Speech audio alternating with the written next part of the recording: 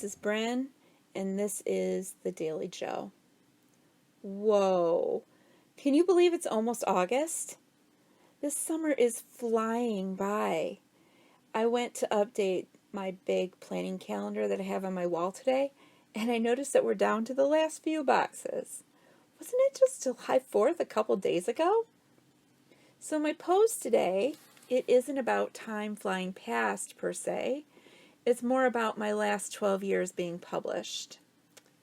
And this blog is subtitled, You Guys Don't Even Know. I want to talk about my indie writing versus writing for a publishing house. Oh my gosh. Being an indie can be difficult at times. You're your own advocate in everything. You have to do or get your own covers, editing, formatting, accounting, uploading, ISBN, marketing, dealing with vendors, etc. Other than marketing, these are things you can count on a publisher to do for you when you're working with a publishing house. Most of the authors I interact with now are indies. Back in the day, LOL, indie was not a thing. Amazon was around, but it wasn't the giant that it is now. You couldn't just publish your own book. When I think about the differences between now and then, oh my gosh, I have to say again. When I started out, you had to submit a book to a publisher and wait. And wait. And wait. And sometimes wait some more. I waited 13 months on one book, only to end up getting rejected. It was 8 years of trying to get published before my first book came out. In 8 years of being an indie, you could have between 8 and 192 books out. 192 being kind of crazy, but if burnout wasn't a thing, it could totally happen. So when your book gets accepted, there are rules. Every romance publisher is different, but there are so many rules. Rules like, you need to have a sex scene by this page. You can't have a virgin as a character. You can't have a pregnancy in your book, or even have a pregnant side character. All characters must use condoms. You can't use swear words. But here's a list of alternatives that haven't been used since 1952. You can't use brand names. You must use brand names. You can't have more than X number of books a year. Usually that was 2 to 3 books. No married hero and heroines. No intimacy between female characters. No dubious consent. More dubious consent.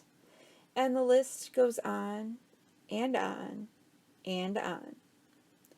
Today, you can write almost anything you want, and that is pretty cool. And then there's turnaround time. Once a book was accepted, it could be 3 months to 2 years before it came out. The date usually fell somewhere in the middle of that, but it was a pretty long time. And then there's tracking. If I want, I can see how my books are doing almost to the hour. With a publisher, I had to wait 4 to 6 months, sometimes even longer, to see if my new book sold at all. And I never got to see the reports or the raw data. Once I did get a royalty statement, I found out how my books did, and then I only got 50% or less in royalties. And this was after the big vendors took their cut before they paid my publisher. My first publisher, who is now defunct because basically they stopped paying their authors and refused to give back rights on books, paid 37.5% royalty. You might say, oh my God, 37.5%? That was actually really good, and we were happy. Even though we had little control over our edits or what was actually in the final book, I had changes in books that I never saw before the book came out, before it was published. We had zero control over covers, zero. I know that there are, or were, some publishers who choose the book's title and the author has no influence on it. And in that market, again, we were thankful. We were the few and the lucky and the published. Things have changed so much. I laugh sometimes at the naivete of today's book world. You want to write and publish a book? You can do it. But many authors today just don't know how good they've got it. Many authors today don't realize they never would have been published in past days. They don't know what it's like to have their dreams dashed over and over and over because they're not good enough. Or their book isn't what we're looking for. Or there's not room in the schedule, so we can't take the book. Or there are too many books of this genre. Or this genre or trope won't be popular by the time this book is out. Or a million other reasons that are never told. Even newer people published with the New York publishers today don't get what it was like because their books, if they're rejected, they can always have this indie option available. Please do not get me wrong. I am glad that the market is what it is today, and not because of my own role in it. It's because of the freedom of publishing. I've gotten to read books I never would have been able to read in the past. And truly, many indie books have an edge to them that mainstream published books have rubbed right out of them. One example that comes to mind is an indie author who was contracted by a big-name New York publisher.